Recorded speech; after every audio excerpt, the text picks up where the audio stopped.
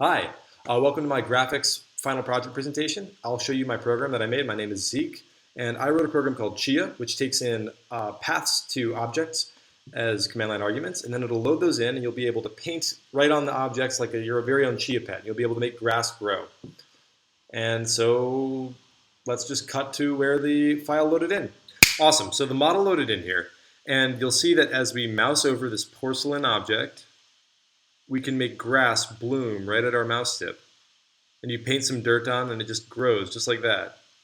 And so this was a whole lot of work went into making this happen, but I'll do a little quick rundown of how the basic methodology worked. The first thing I got working was the geometry shader, which I did based on Roy Stone's great grass shader for Unity tutorial, which basically just runs a geometry shader and generates a blade of grass with a triangle strip at each face that it encounters. I made a lot of adaptations to fit my needs, but I got that working and I made them grow a little bit upwards so that you can kind of see them bloom. They just grow and extend out of the tangent space of each face, and I had them grow a little bit upwards, and I added some 3D sine, some noise functions that I made that basically take in the face coordinates and add some randomness to what color you see on the blades of grass. So you'll see, like, if you look really closely, there's some purple right there, there's some dark green, and there's some light green blades of grass that just add a little bit of variety to the scene.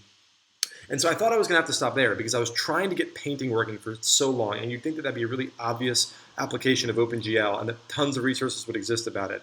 But I couldn't find like anything on there, and so I've scrapped together enough knowledge to finally be able to do this myself. And surprisingly, the biggest technical knowledge that I got working was just how to write to and sample the same texture in one pass. And the short answer of that is that you can't. The longer answer is that you can, you just have to create a whole other texture, which you can see here. I've got these debug frame buffers going on where you can kind of see the process I went through to get like all the things working. And so this bottom one here is the texture that you're painting to, is that it's being used as a texture for the object. And the top one here is rendering to a color attachment on the actual render buffer for the texture coordinates. So I can remap my mouse back to the object's texture. So I just sample my mouse coordinate at this fragment's output, and that's the texture coordinate that I need to write to. That little piece of knowledge, just knowing how to sample and mix your new frame output to another one, got me the whole way to this final project.